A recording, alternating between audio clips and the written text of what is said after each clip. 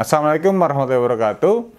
Di video kali ini kita melanjutkan bahasan dari video sebelumnya. Jika pada video sebelumnya kita membicarakan mengenai hukum 1 Newton, yaitu benda yang diam akan tetap diam, benda yang bergerak akan tetap bergerak GLB kalau jumlah gayanya sama dengan 0. Nah, bagaimana jika jumlah gayanya tidak sama dengan 0?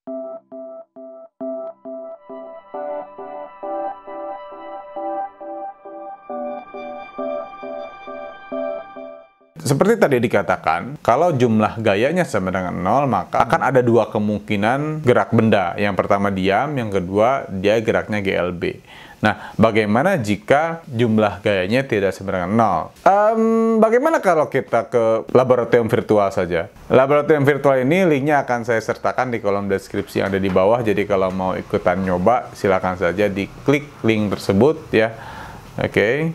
Nah, di sini ada sebuah robot yang kemudian kita tugaskan untuk mendorong balok yang di sini ya. Kalau lantainya ini adalah lantai yang ada gesekan ya.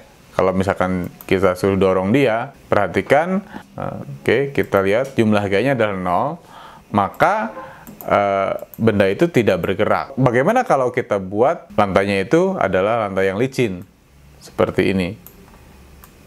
Nah, gitu, jadi es gitu ya. Nah, coba perhatikan ya. Kalau dibuat lantainya licin, nah ini, maka jadi ada percepatan tuh. Percepatannya adalah 1 meter per sekon kuadrat. Tentunya kecepatannya jadi bertambah gitu ya. Oke. Nah, bagaimana kalau kita buat ini kan didorong dengan 50 Newton nih. Nah, bagaimana kalau dorongannya kita buat menjadi 100 Newton? Ya. Nah, kita lihat akan berapakah percepatannya. Stop. Nah, tadi dengan 50 Newton kita dapat percepatannya 1 meter per sekon kuadrat. Sekarang dengan didobelkan gayanya, maka percepatannya pun menjadi 2 kali lipatnya. Oke. Nah, coba kita membuat 3 kali lipat deh. Di play. Nah, gayanya pun, percepatannya pun menjadi 3 meter per sekon kuadrat. Nah, dari sini kita mengetahui bahwa percepatan sebuah benda berbanding lurus dengan gaya yang diberikan pada benda itu. Jika gayanya dibuat 2 kali, maka percepatannya menjadi 2 kali lipat. Jika gayanya dibuat 3 kali lipat, percepatannya pun menjadi 3 kali lipat, dan seterusnya. Di sini terlihat gaya yang dikerjakan itu sama dengan jumlah gayanya, ya karena tidak ada gaya gesek di sini ya. Nah, sekarang bagaimana kalau misalkan saya ulangi dari awal, sama saya juga buat tidak ada gesekan di sini ya, untuk memudahkan. Kita kasih gaya 50 Newton, dia bergerak. Oke, saya hentikan dulu keterangannya, saya centang-centang. Di sini menghasilkan percepatan tadi ya 1 meter per sekon. Nah, sekarang bagaimana kalau si bendanya didobelkan? Nah, ya, jadi masanya di 100 kg ya. Kita lihat berapakah percepatannya. Nah, percepatannya menjadi berkurang. Coba kita lihat kalau ditambah begini. Nah, bagaimana dengan percepatannya? Percepatannya tambah kecil lagi. Dari percepatan ini, kita dapat menarik kesimpulan bahwa percepatan sebuah benda itu berbanding terbalik dengan massa benda tersebut. Artinya, jika kita memberikan gaya yang sama, maka benda yang lebih besar massanya akan memiliki percepatan yang lebih kecil dibandingkan dengan benda yang massanya lebih kecil. Sekarang kita lihat deh, dari misalkan si kulkasnya kita turunkan dulu ya. Nah, sekarang kita lihat gayanya 50 Newton, atau biar gampang saya buat 100 deh. Nah, gayanya 100 Newton, massanya 100 kg, percepatannya 1. Ya. Nah, ini kan bisa secara hubungan matematik, ini kan bisa kita simpulkan ini 100 sama dengan 100 kali 1 gitu ya, 100 kan ya. Kalaupun misalkan gayanya kita tambah lagi tuh, nah tuh, ternyata hubungannya bahwa ini adalah percepatan dikali dengan massanya gitu ya.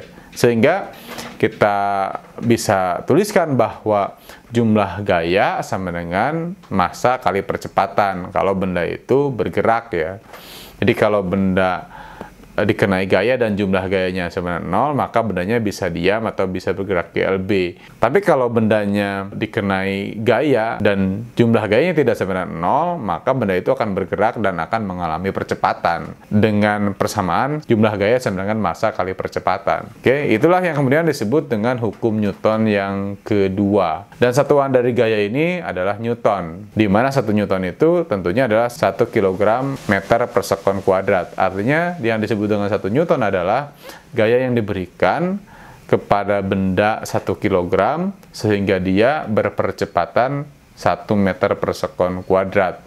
Itulah 1 Newton. Dari hukum 2 Newton ini akan banyak sekali latihan soal yang bisa dibuat dan memang banyak sekali contoh-contoh soal yang beredar mengenai hukum 2 Newton ini. Tapi saya pilih yang ini deh, yang sederhana saja. Sebuah gaya dikenakan pada sebuah benda yang massanya M1 dan menghasilkan percepatan 3 meter per sekon kuadrat. Gaya yang sama diberikan kepada benda yang massanya M2 menghasilkan percepatan 1 meter per sekon kuadrat. Pertanyaannya adalah, berapakah perbandingan M1 banding M2?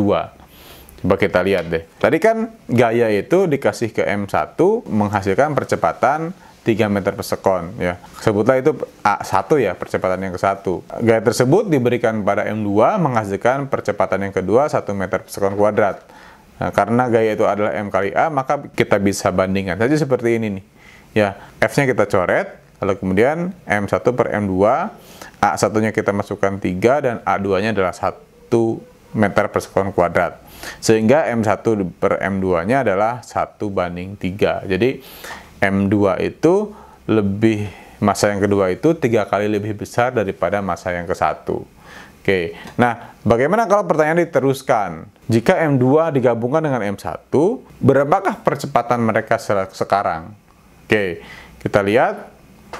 Tadi kan M2 itu sama dengan 3 kali M1. Jadi kalau kita tambahkan M1 tambah M2, maka M1 ditambah 3 M1 dong. Berarti 4 M1. Ya, sehingga kita buat saja perbandingan lagi seperti ini nih. F-nya coret-coret lagi, M1 tetap M1, M gabungannya adalah 4 M1 dan A-nya A gabungan. Oke, sehingga M1-nya bisa kita coret. Berarti kalau gitu 4A gabungan sama dengan 3 meter per sekon kuadrat. Sehingga A gabungan itu adalah 3 dibagi 4 meter per sekon kuadrat atau 0,75 meter per sekon kuadrat.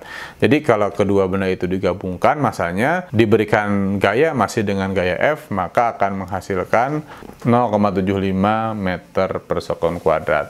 Nah, itu saja video pada kesempatan kali ini. Semoga bermanfaat. Kita ketemu lagi di video berikutnya mengenai hukum ketiga Newton deh. Terima kasih, saya Agung Firmansyah dari Tongsis Fisika.